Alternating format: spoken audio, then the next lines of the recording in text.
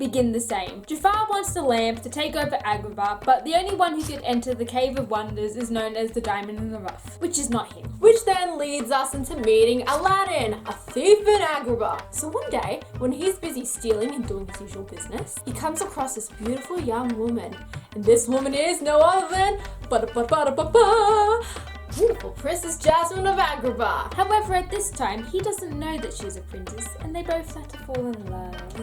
Unfortunately, Aladdin gets arrested, and while he's in prison, Jafar says to him that he will reward him beyond his wildest dreams if he goes into the Caves of Wonders and brings him back the magical lamp. When he went inside, he found loads of riches. Even a handful of them would have made him richer than the Sultan. He befriends a magic carpet, and he takes him to the lamp. But when Abu touches a treasure he wasn't supposed to, the whole cave collapses in on them, like BAM! When Aladdin came to, he wondered, what's so special about this lamp? He gave it a rub, and out came this magical blue beam, aka the genie. Genie tells, or rather sings to Aladdin, that he will grant his master 3 wishes of his choice. Uno, dos, tres. No substitutions, exchanges, or refunds. Which then leads to Aladdin making his first wish to become a prince to impress Princess Jasmine. Okay, you know the rest of the story. Let's just cut to what we actually thought about it. If you had 3 wishes, what would you wish for?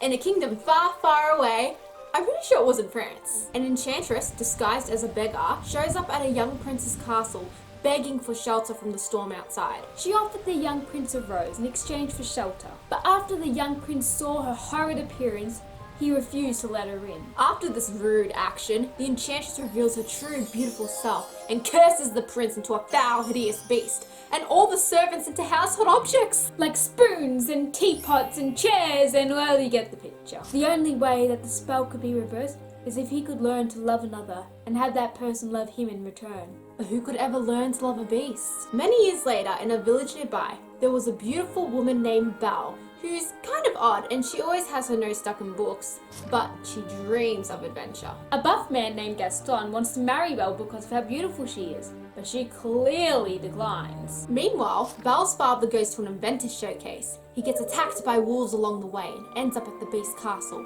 There, the beast imprisons him for trespassing. When her father's horse returned without him, Belle finds her way to the palace and offers to take his place as prisoner to the beast. And the rest is a tale as old as time. Fine, go ahead and starve. She doesn't eat with me. She doesn't eat at all.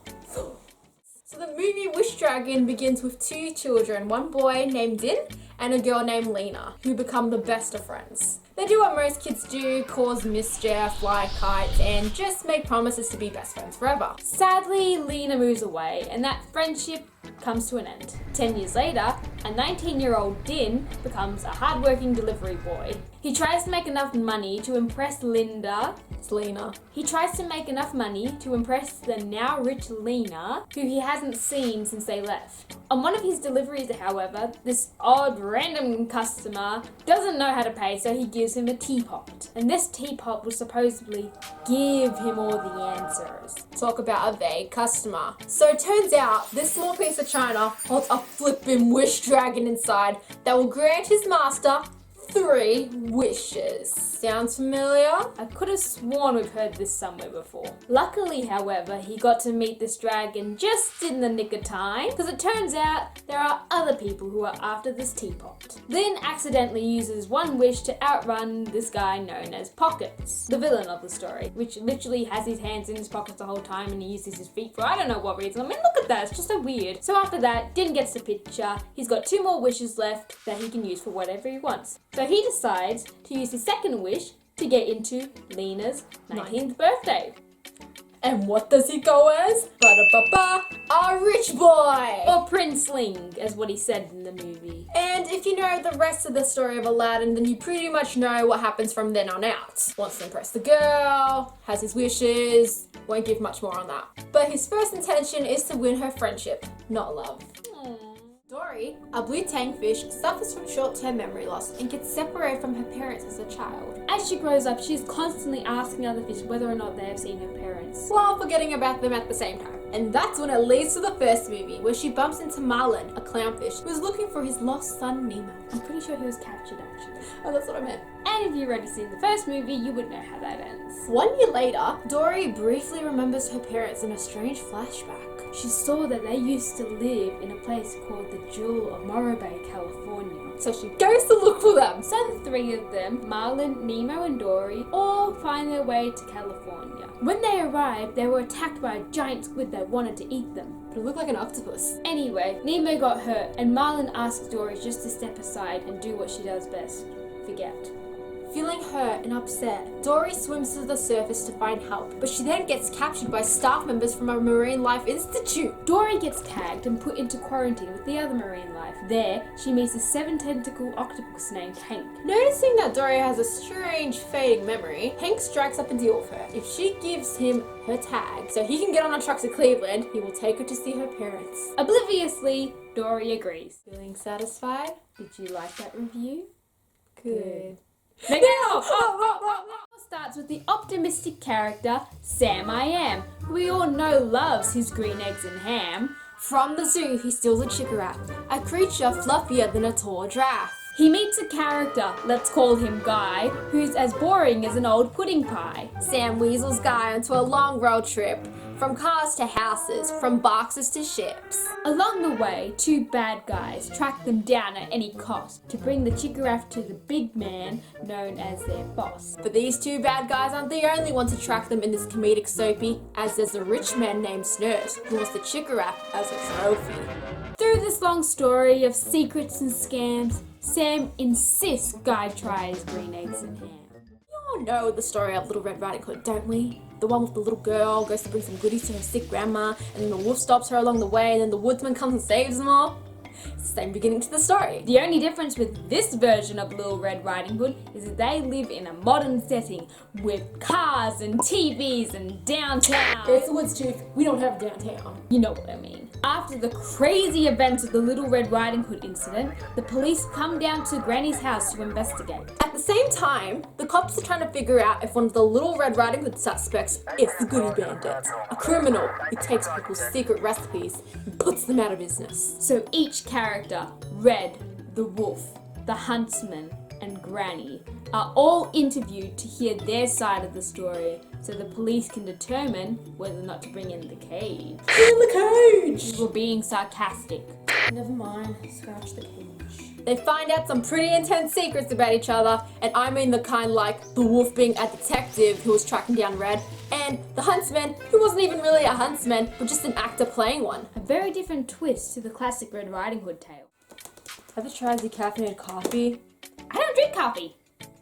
The story starts all the way back in 1916, where our main character, Lily Horton, has her brother introduce her plans to find the magical tree of the Tears of the Moon. As the legend states, the petals have mystical healing powers, and since Lily already has the map to finding it, she wants to use it to revolutionize medicine and help people in the war effort. Of course, the Royal Society thinks it's all a load of hogwash, and they dismiss the idea thinking it's too far out there. So they have to go to plan B. Lily steals an arrowhead that was a tool they needed to find this magical tree. Unfortunately, there's also this German prince who wants to find the petals to help win the German war. Does it sound German? Will do. Forgive my German accent. So they make quick passage to Brazil and need someone to take them up the Amazon River. And who do they call? Ba-da-ba-ba! Frank Wolf. Actually, they called the other guy, but Frank kind of weaseled his way into it. So for the rest of the movie, they embark on dangerous perils through the Amazon jungle,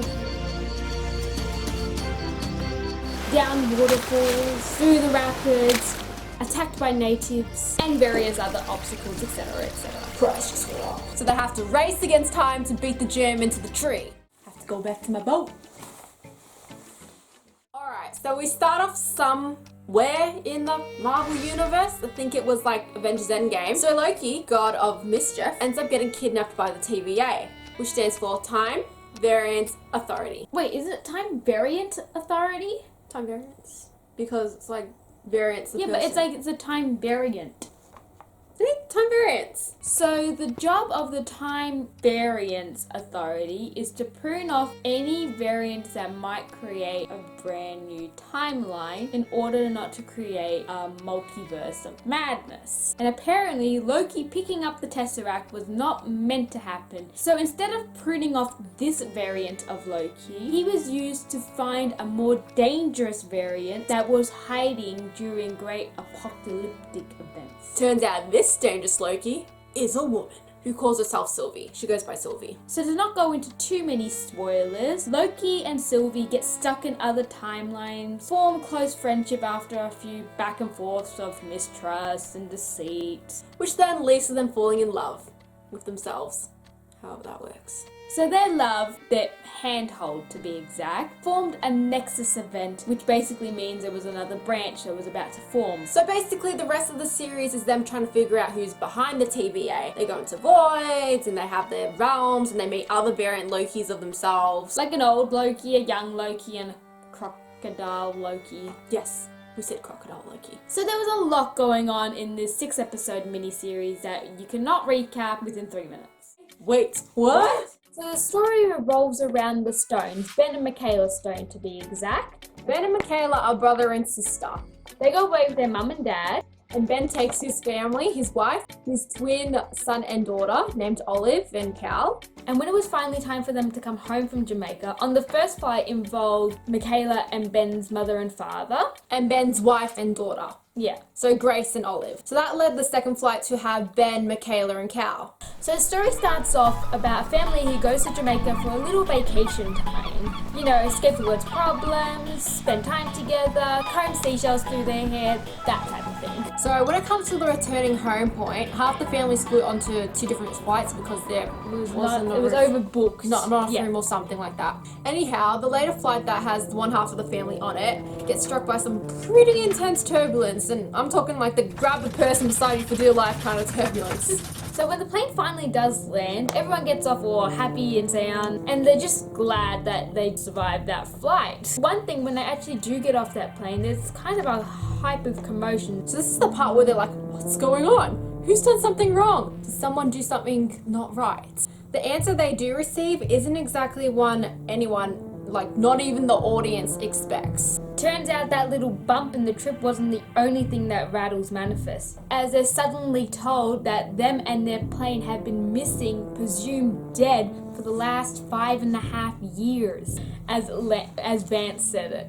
I seriously thought his name was like Lance or Vance halfway through the series anyway. So bang, just like that, all their friends and family show up, all of them being 5.5 years older than them. From twins being the same age, they are now 5.5 years apart. Of course, them being presumed dead for this long will have caused some technical issues between the family. I mean, hey, what are you supposed to do? Wait around until the missing plane returned? So now most of the manifests have to try and cope with this new reality they literally flown into. Marinette and Adrian are chosen to receive 2 special pieces of jewelry known as a Miraculous. Each Miraculous has a quantum, a magical creature to help them transform into superheroes to save Paris. To save Paris from whom, you may ask? A supervillain known as Hawkmoth, who uses his own Miraculous to acclimatize Parisians with these little tiny butterflies. And the whole reason why people like this show is because there's a crazy love square that's going on. Because Marinette, who's Ladybug, likes Adrian, who's actually Cat Noir. And Cat Noir likes Ladybug, but she doesn't like him back. And then there's another guy who actually likes her, but she does kind of like him back at one stage. And then there's a girl who likes Adrian, but Marinette doesn't like her. And then there's a crazy love hexagon that's going on. That went perfectly. I'm done. Resident Alien is like most alien stories. Alien comes to Earth, flies in on a spaceship, wants to destroy all humanity, crashes into a snowy mountain near a small village.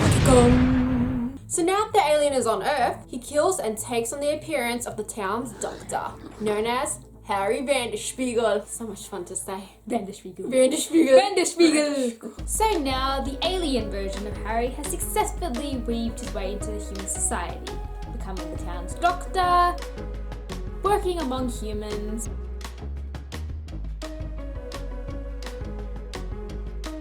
and trying to find his crashed spaceship so he can continue destroying all of humanity, right?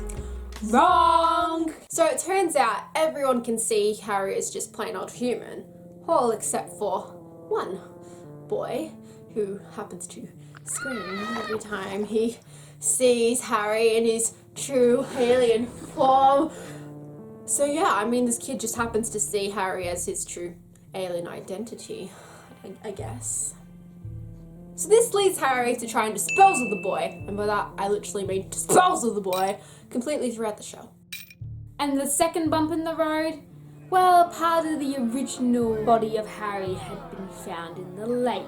So the town kind of is concerned there is a mass murderer on the loose. Basically, there's this whole other bit where Harry's trying to make friends, be the doctor, and just prove to everyone that he's a human when he's really, not. Because if anyone found out he was an alien, there is no way he'll be finding his ship. The story is set in the year 1905 in a Ukrainian village, where our main character, a family man named Xavier, explains to us the traditions of the Jewish community and the standards which they live by. Like the girls learning how to sew and mend, the boys going to school, the women cooking and cleaning around the house, while the men provide for the family. So now that we got that straight, in the story, Xavier arranges for his eldest daughter, do you pronounce the T or do you Saito. Oh, it's not spelled that way at all. It's like Tetsu. Anyway, Tevye arranges for Saito to marry the wealthy butcher of the village, who is literally way too old for her. I mean, seriously, he's old enough to be her dad. What? It's true. Saito doesn't want to marry a rich old dude, as you could probably tell, and instead wants to marry her childhood sweetheart known as Motel. What's that, like a motel hotel? Motel! I can't pronounce any of these names. Motel. Anyway, Motel is nothing more than just a penniless tailor. Saito begs her father to let her marry the tailor, and after realizing her love for Motel, Tevye reluctantly allows them to marry. So basically, the rest of the story is the same with his other daughters, where they want to marry outside of matchmaking, basically breaking tradition. I want to see Motel's new machine now! Now he can go.